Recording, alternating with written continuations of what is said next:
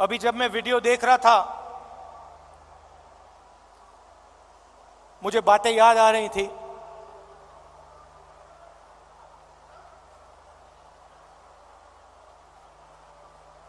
Video में आपने देखा होगा पंजाब में एक मैकेनिक आकर मुझसे मिला।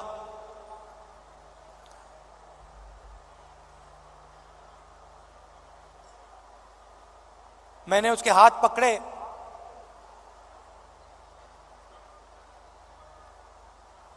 और सालों की जो तपस्या थी उसकी, सालों का जो दर्द था, जो खुशी, जो दुख, जैसे ही मैंने उसके हाथ पकड़े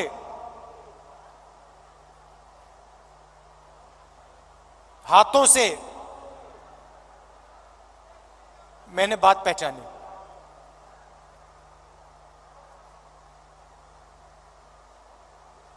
वैसे ही लाखों किसानों के साथ जैसे ही हाथ पकड़ते थे, जैसे ही हाथ मिलाते थे, गले लगते थे,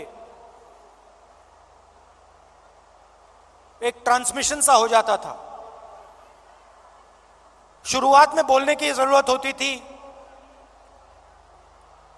क्या करते हो, कितने बच्चे हैं, क्या मुश्किलें हैं। ये एक डेढ़ महीना चला, उसके बाद बोलने की जरूरत नहीं होती थी।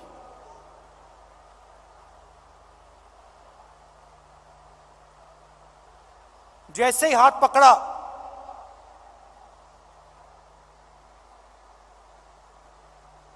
गले लगे, सन्नाटे में एक शब्द नहीं बोला जाता था, मगर जो उनका दर्द था, जो उनकी मेहनत थी, एक सेकंड में मुझे समझ आ जाती थी। और जो मैं उनसे कहना चाहता था बिना कुछ बोले वो समझ जाते थे। अभी मैंने देखा, आपने वो बोट रेस देखी होगी केरल में।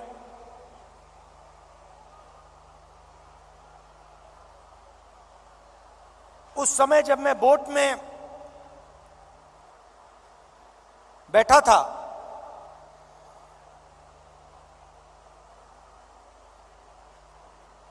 पूरी टीम के साथ मैं रोइंग कर रहा था, मेरे पैर में भयंकर दर्द था। मैं उस फोटो में मुस्कुरा रहा हूं, मगर मेरे दिल के अंदर रोना आ रहा था, इतना दर्द था।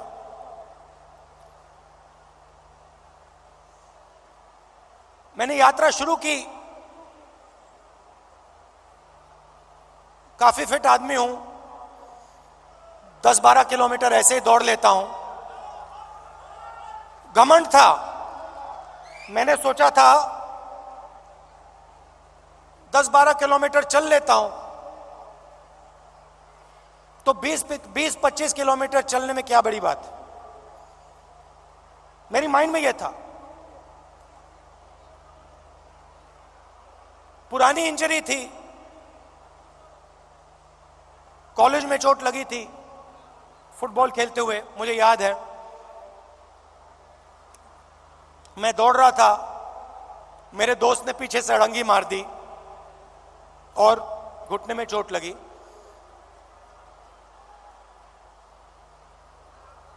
दर्द गायब हो गया था, सालों के लिए दर्द गायब था। और अचानक जैसे ही मैंने यात्रा शुरू की, दर्द वापस आ गया।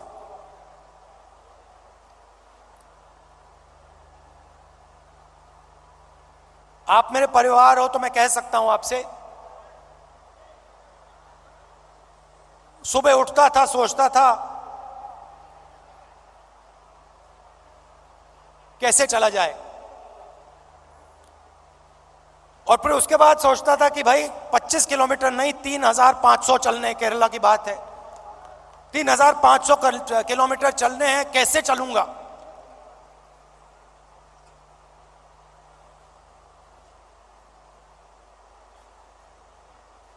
और फिर कंटेनर से उतरता था, चलना शुरू करता था, लोगों से मिलता। तो पिछले पहले 10-15 दिन में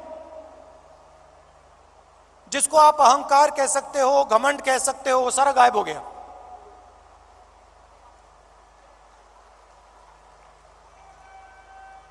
क्यों गायब हुआ?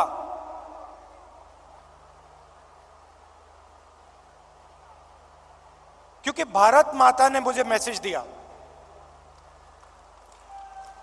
देखो तुम अगर निकले हो, अगर कन्याकुमारी से कश्मीर चलने निकले हो, तो अपने दिल से अहंकार मिटाओ, घमंड मिटाओ, नहीं तो मत चलो। और मुझे ये बात सुननी पड़ी, मुझे ये बात सुननी पड़ी। मुझ में उतनी शक्ति नहीं थी कि मैं इस बात को ना सुनूं। और आस्ते आस्ते मैंने नोटिस किया,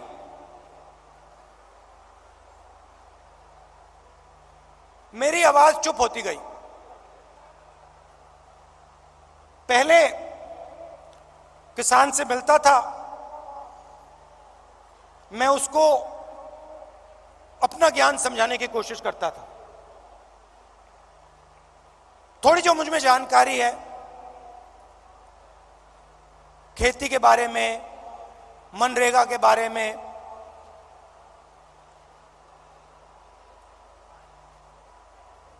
फर्टिलाइजर के बारे में, मैं कहने की कोशिश करता था।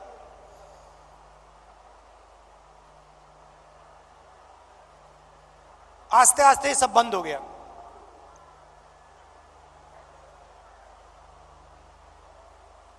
शांति सी आ गई।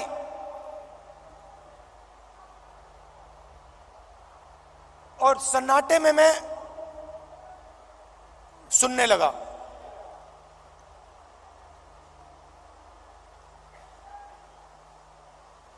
ये आस्ते आस्ते आस्ते आस्ते ये बदलाव आया।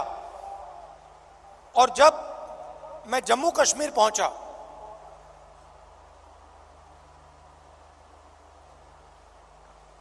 वो भी अजीब सी बात थी। जब मैं जम्मू कश्मीर पहुंचा, मैं बिल्कुल चुप हो गया।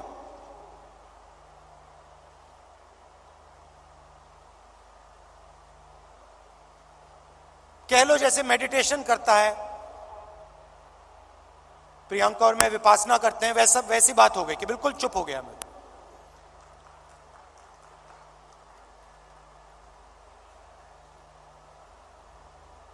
मां बैठी हैं,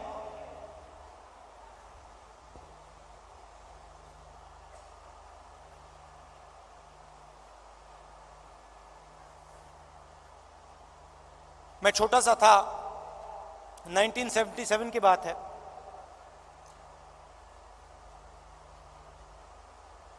चुनाव आया, मुझे चुनाव के बारे में कुछ मालूम नहीं था, 6 साल का था मैं। एक दिन घर में अजीब सा माहौल था। मैं मां के पास गया, बैठी हुई हैं, इधर नहीं देख रही हैं।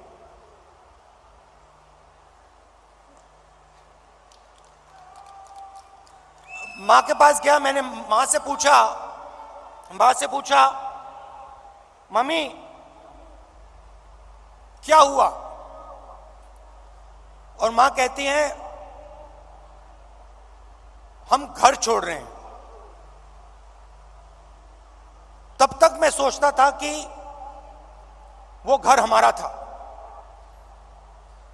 तो मैंने मां से पूछा, मां हम अपने घर को क्यों छोड़ रहे हैं?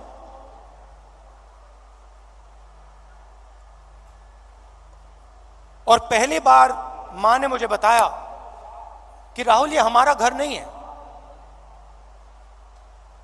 ये सरकार का घर है और अब हमें यहां से जाना है।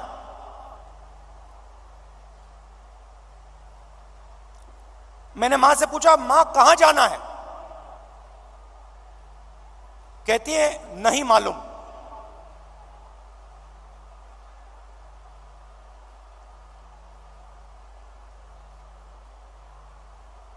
नहीं मालूम कहां जाना है।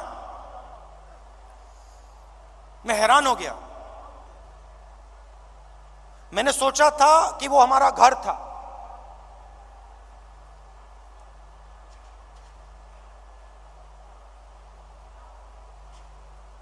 बावन साल हो गए,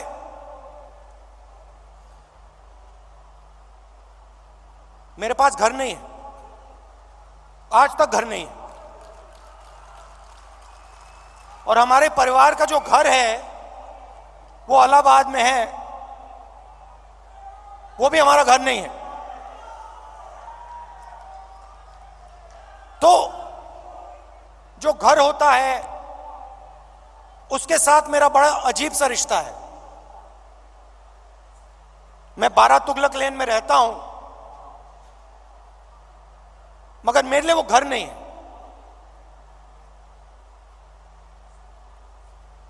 तो जब मैं निकला, कन्याकुमारी से निकला, मैंने अपने आप से पूछा कि भाई मेरी जिम्मेदारी क्या बनती है। अब मैं चल रहा हूं, भारत का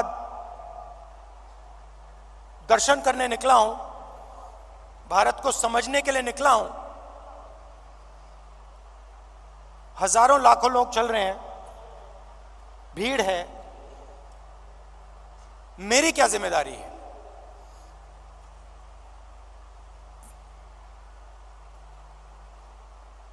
मैंने थोड़ी देर सोचा और फिर मेरे दिमाग में एक आइडिया आया।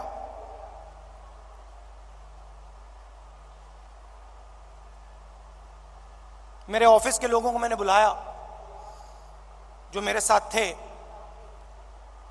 मेरे साथ चल रहे थे। मैंने उनको कहा, देखिए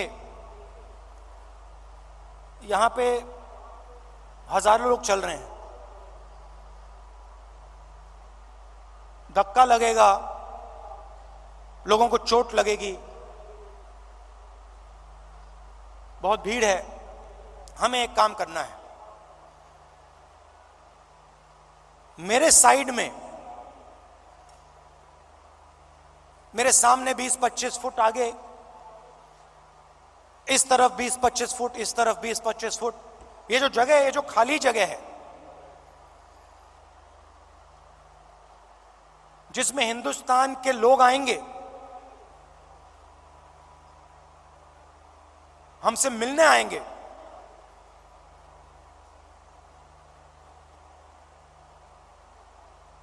अगले 4 महीने के लिए वो हमारा घर है। मतलब ये घर हमारे साथ चलेगा। सुबह 6 बजे से शाम 7 बजे तक ये घर हमारे साथ चलेगा। और मैंने सबसे कहा, देखिए इस घर में जो भी आएगा, अमीर हो गरीब हो,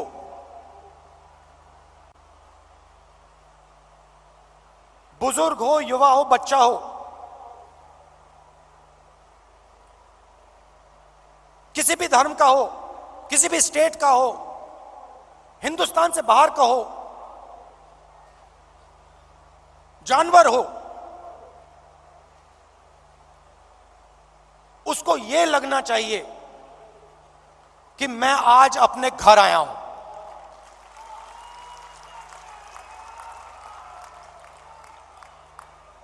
और जब वो यहां से जाए, उसे लगना चाहिए कि मैं अपने घर को छोड़ के जा रहा हूं। छोटा सा आइडिया था, मगर इसकी गहराई मुझे तब नहीं समझ आई। जैसे ही मैंने ये किया,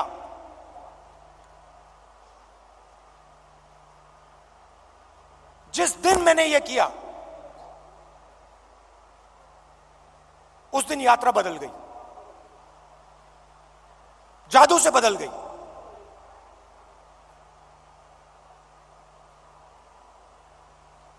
लोग मेरे साथ राजनीतिक बात नहीं कर रहे थे।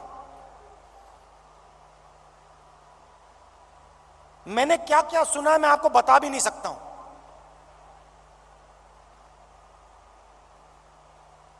हिंदुस्तान की महिलाओं ने मुझे क्या कहा है इस देश के बारे में, मैं आपको बता नहीं सकता हूं।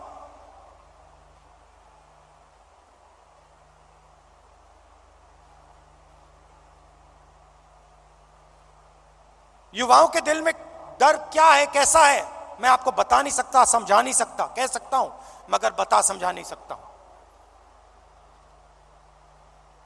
कितना बोझ उठा रहे हैं।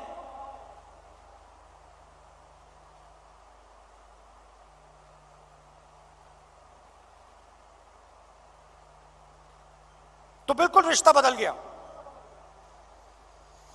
एक उदाहरण देता हूं, पता नहीं आपने शायद नहीं देखा। चल रहे थे हम सुबह सुबह,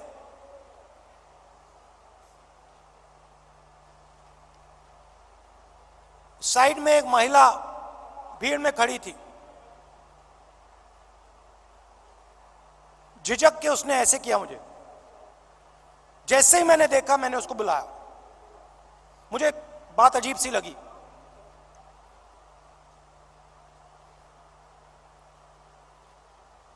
मेरे पास आई, मैंने हाथ पकड़ा, मुझे एकदम मालूम पड़ गया कि कुछ ना कुछ गलत है। जैसे मैं प्रियंका का हाथ पकड़ता हूं वैसे मैंने उसका हाथ पकड़ा था। कोई फर्क नहीं। मैंने सोचा उस समय, मैंने उस समय सोचा ये मेरी बहन नहीं है, ये मैं क्या कर रहा हूं? जो मेरा प्यार मेरी बहन के लिए है मैं इसको कैसे दे रहा हूं? अजीब सा लगा।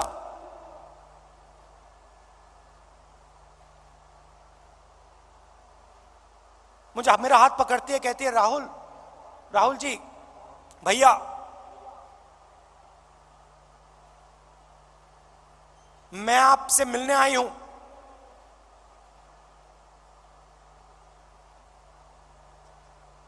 क्या बात है? मेरा पति मुझे मार रहा है, पीट रहा है।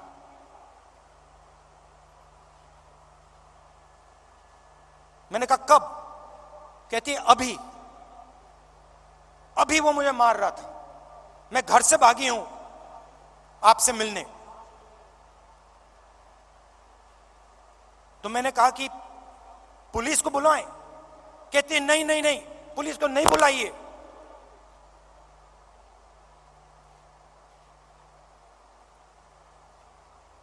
फिर मुझे कहती है अब मैं जा रही हूं वापस, फिर से पिटने जा रही हूं। मगर मैं आपको सिर्फ यह बताना चाहती थी कि मेरे साथ क्या हो रहा है। ये महिला अकेली नहीं है, ऐसी लाखों करोड़ों महिलाएं इस देश में। तो ये सब मुझे सुनने को मिला। और इस घर को हम आस्ते आस्ते जम्मू कश्मीर तक ले गए।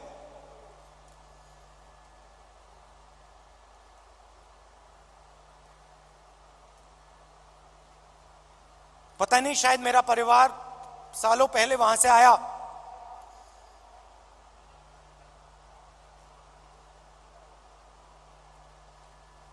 मैंने सोचा कि अजीब सी बात है, कन्याकुमारी से कश्मीर तक मैं ये इस छोटे से घर को ले जा रहा हूं और यहां मुझे लग रहा है कि मैं वापस अपने घर जा रहा हूं।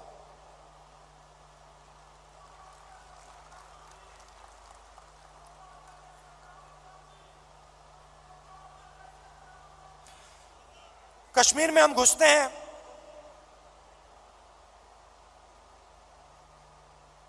वैली से पहले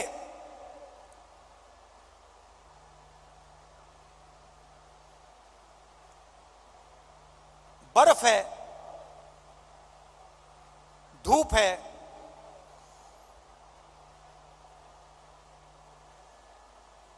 जैसे आज,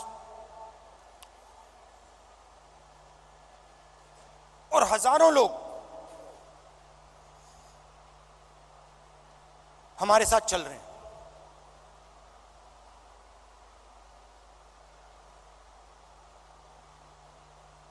एक लड़का आता है मेरे पास, मेरे साथ चलता है और मुझसे कहता है, राहुल जी मैं आपसे एक सवाल पूछना चाहता हूं। मैंने कहा क्या? कहता है, राहुल जी जब कश्मीर के लोगों को दुख होता है, जब हमारे दिल में चोट लगती है,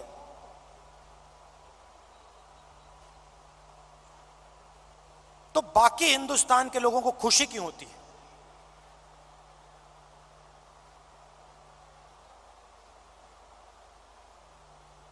मैंने कहा गलतफहमी में हो, ऐसी कोई बात नहीं है। मैं कन्याकुमारी से यहां तक आया हूं, मैं दावा दे के कह सकता हूं कि करोड़ों लोगों के दिल में यह भावना नहीं है। करोड़ों लोग हर हिंदुस्तानी के दर्द के साथ, हर हिंदुस्तानी के साथ खड़े हैं। चुने हुए लोग हैं, मैंने कहा चुने हुए लोग हैं जो खुश होते हैं।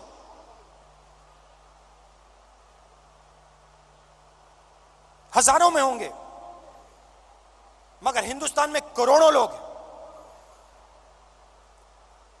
मेरी आंख में आंख मिलाता है, कहता है, राहुल जी आज आपने मुझे बहुत खुश कर दिया,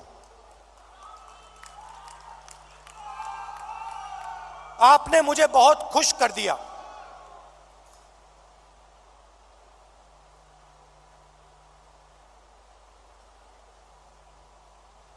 बातचीत करते हुए मैं देख रहा था,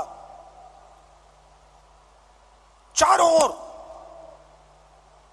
ओर तिरंगा, सड़क पे तिरंगा, पहाड़ों पे तिरंगा, पीछे तिरंगा, आगे तिरंगा, सब जगह तिरंगा।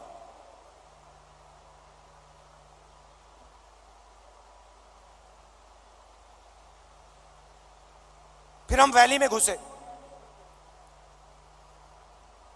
वैली में घुसते हैं,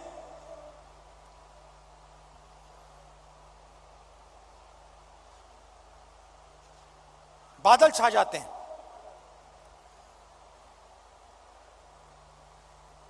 धूप गायब हो जाती है, और जैसे ही हम घुसते हैं, पुलिस वालों ने हमें कहा था कि 2000 लोग आएंगे। मेरे सिक्योरिटी वालों ने सोचा था 2000 लोग आएंगे। जैसे ही हम घुसते हैं, वहां पे 40,000 लोग खड़े।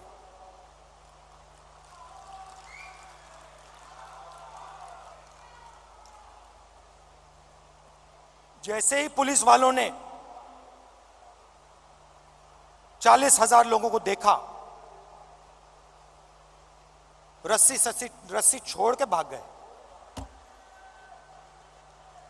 हम देख रहे हैं, जिसको रोप पार्टी कहते हैं, वो सब गायब हो गई।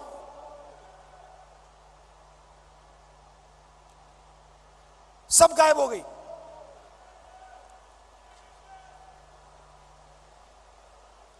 मैं देख रहा था,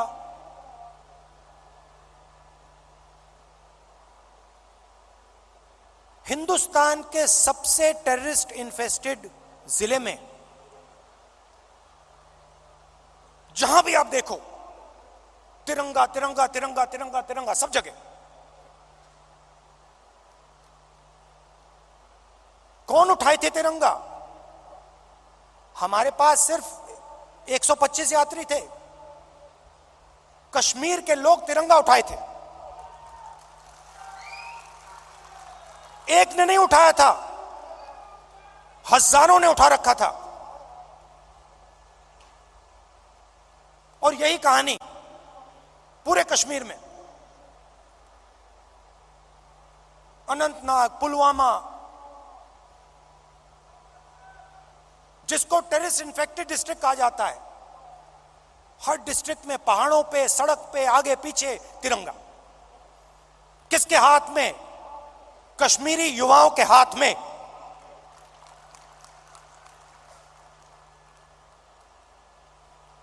सीआरपीएफ के लोग मुझसे कह रहे हैं भैया ये तो हमने कभी जिंदगी में नहीं देखा, ये क्या हो गया?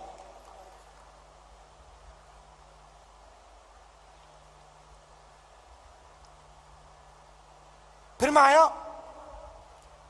पार्लियामेंट में मैंने प्रधानमंत्री जी का भाषण सुना।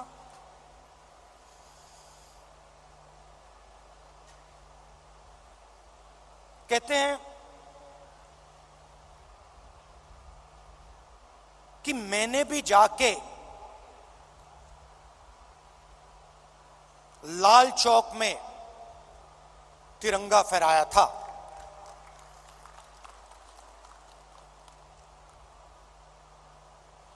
मैं सुन रहा था, मैंने सोचा देखिए हिंदुस्तान के प्रधानमंत्री को बात समझ नहीं आई, बात समझ नहीं आई।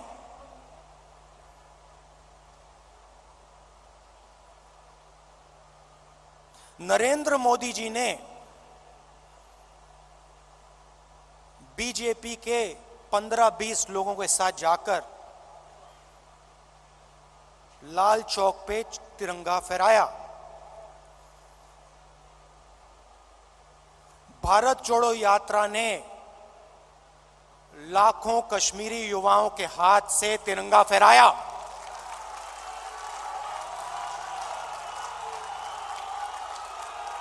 प्रधानमंत्री को फर्क नहीं समझ आया। हमने हिंदुस्तान की भावना, इस झंडे की भावना जम्मू कश्मीर के युवाओं के अंदर डाल दी। आपने अपने झंडे की भावना जम्मू कश्मीर के युवाओं से छीन ली।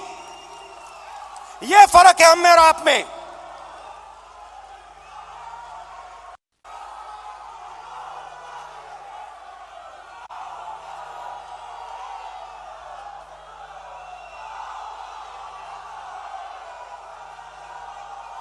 ये जो झंडा है, ये जो तिरंगा है, ये दिल की भावना है, ये दिल के अंदर से आती है। हमने इस भावना को कश्मीर के युवाओं के दिल के अंदर जगाया। हमने उनसे नहीं कहा कि भैया तुम्हें तिरंगा लहराना है, तुम्हें तिरंगा उठा के चलना है। नहीं, किसी से नहीं कहा। अपने आप आए, हजारों लाखों आए और अपने हाथ में तिरंगा उठा के चले। क्यों चले? मैं आपको बताता हूं। कश्मीरी युवा ने मुझे कहा, मुझे कहता है राहुल जी आज मैं आपके साथ तिरंगा लिए चल रहा हूं। जानते हो क्यों? मैंने कहा क्यों? कहते क्योंकि आपने हम पर और मुझ पर भरोसा किया है। आपने अपना दिल हमारे लिए खोला है और हम अपना दिल आपके लिए खोलेंगे।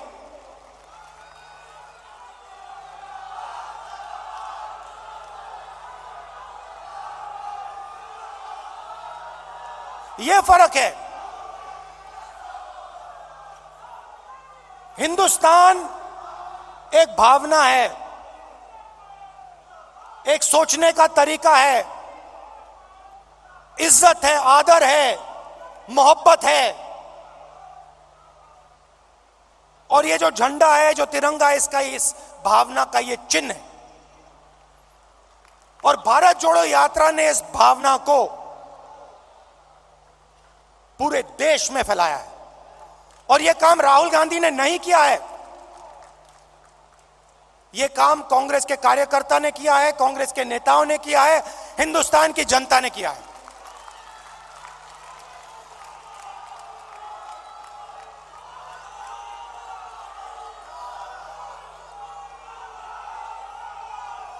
अब देखिए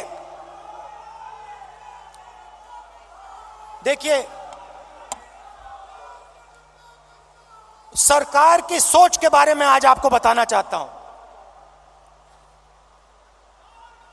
कुछ दिन पहले इंटरव्यू में एक मंत्री ने कहा कि चाइना की इकोनॉमी हिंदुस्तान की इकोनॉमी से बड़ी है, तो हम उनसे कैसे लड़ सकते हैं। चाइना की इकोनॉमी हिंदुस्तान की इकोनॉमी से बड़ी है, तो हम उनसे कैसे लड़ सकते हैं।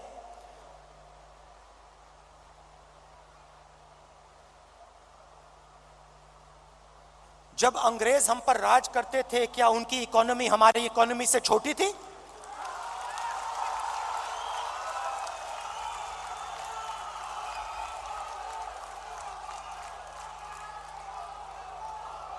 लड़ाई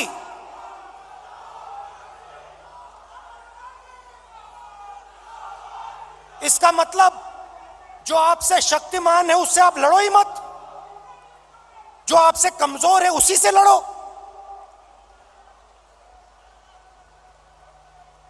इसको कायरता कहा जाता है।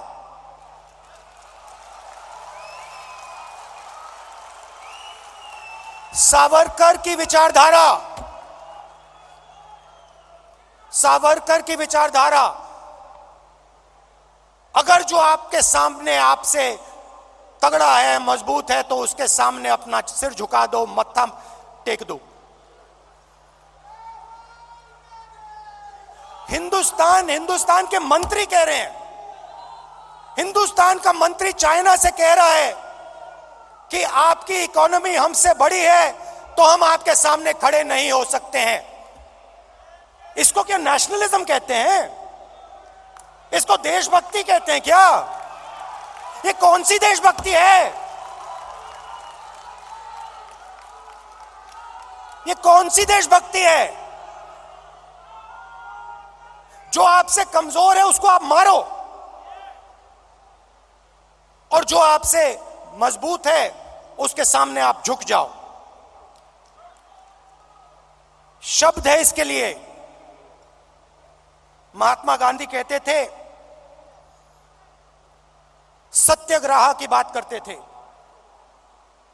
सत्याग्रह का मतलब, सत्याग्रह का मतलब सत्ता के रास्ते को कभी मत छोड़ो, सत्य के रास्ते को कभी मत छोड़ो। इनके लिए एक नया शब्द है आरएसएस बीजेपी वालों के लिए। हम है सत्याग्रही, वो है सत्ताग्राही। ये सत्ता के लिए कुछ भी कर लेंगे, ये किसी से भी मिल जाएंगे, किसी के सामने झुक जाएंगे सत्ता के लिए। ये इनकी सच्चाई है। आखिरी बात, और मुझे बात समझ नहीं आई, पार्लियामेंट हाउस में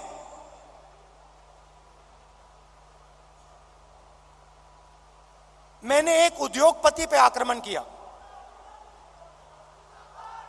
अदानी जी पे मैंने आक्रमण किया। मैंने कहा कि अदानी जी 609 नंबर से दूसरे नंबर तक कैसे पहुंचे। आपकी जो फॉरेन पॉलिसी बनती है, चाहे वो बांग्लादेश हो, चाहे वो इजराइल हो, ऑस्ट्रेलिया हो, श्रीलंका हो, सब जगह उनको फायदा मिलता है। इजराइल में सारे के सारे डिफेंस के कॉन्ट्रैक्ट मिल गए। श्रीलंका में एक व्यक्ति कहता है कि राजापाक्सा जी ने उन्हें कहा कि नरेंद्र मोदी जी ने दबाव डालकर अदानी जी को कॉन्ट्रैक्ट दिलवाया। तो मैंने सिर्फ एक सवाल पूछा, नरेंद्र मोदी जी, आपका अदानी जी से रिश्ता क्या है? मैंने और कुछ नहीं कहा। मैंने सिर्फ सवाल पूछा, भैया बता दो रिश्ता क्या है। और मैंने ऐसे एक फोटो दिखाई, उसमें नरेंद्र मोदी जी ऐसे बैठे हैं। नरेंद्र मोदी जी अदानी जी के हवाई जहाज में रिलैक्स करते हुए दिख रहे हैं। तो मैंने पूछा, भैया बता दीजिए रिश्ता क्या है। अब आपने नोटिस किया होगा कि पूरी की पूरी सरकार, सारे के सारे मंत्री अदानी जी की रक्षा करने लग गए।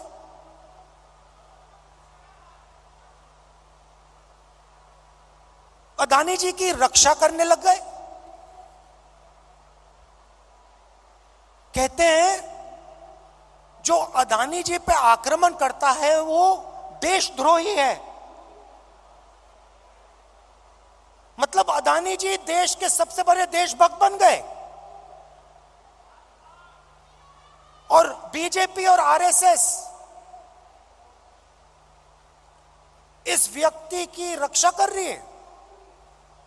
सवाल यह उठता है, रक्षा क्यों कर रही है? क्या है इस अदानी में जो बीजेपी और आरएसएस को, सब मंत्रियों को इसकी रक्षा करने की जरूरत पड़ रही है?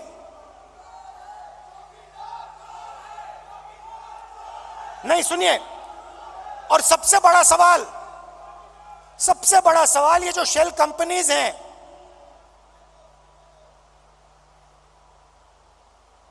जो हजारों करोड़ रुपया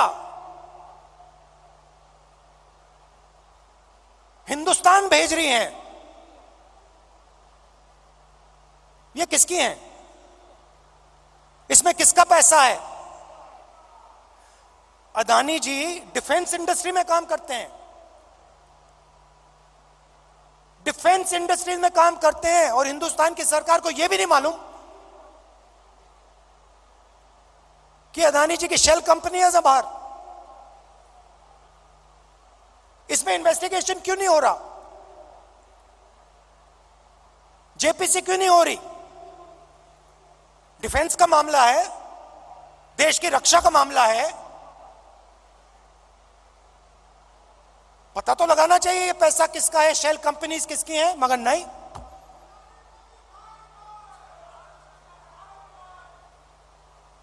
तो ये बहुत बड़ा सवाल है।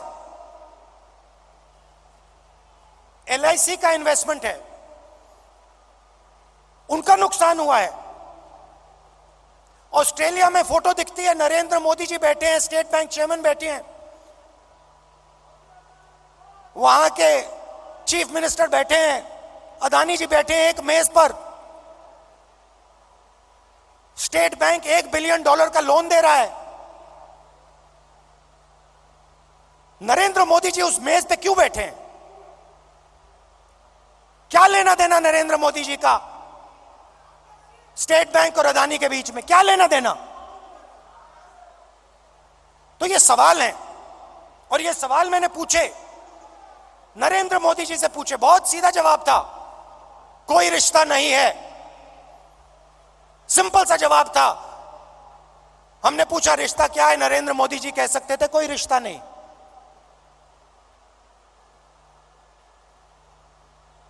मगर रिश्ता है।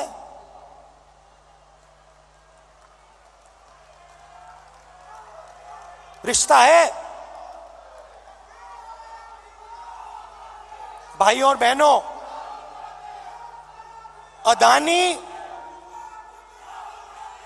अदानी जी और मोदी जी एक हैं।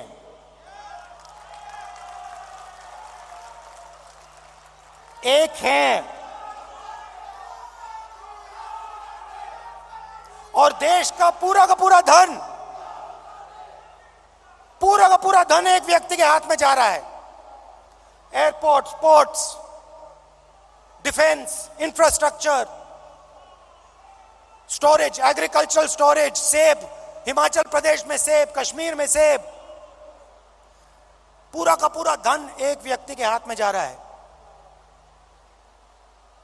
और जब हम प्रधानमंत्री से पूछते हैं ये 609 से 2 कैसे पहुंचा, बस ये बता दीजिए रिश्ता क्या है, हमारी पूरी की पूरी स्पीच एक्सपंज हो जाती है। खारगे जी की पूरी स्पीच एक्सपंज हो जाती है। अदानी जी के बारे में हिंदुस्तान के पार्लियामेंट हाउस में सवाल नहीं पूछा जा सकता है। हम पूछेंगे, एक बार नहीं, हजारों बार पूछेंगे, रुकेंगे नहीं जब तक सच्चाई नहीं निकलेगी। अदानी जी की सच्चाई नहीं निकलेगी तब तक हम नहीं रुकेंगे।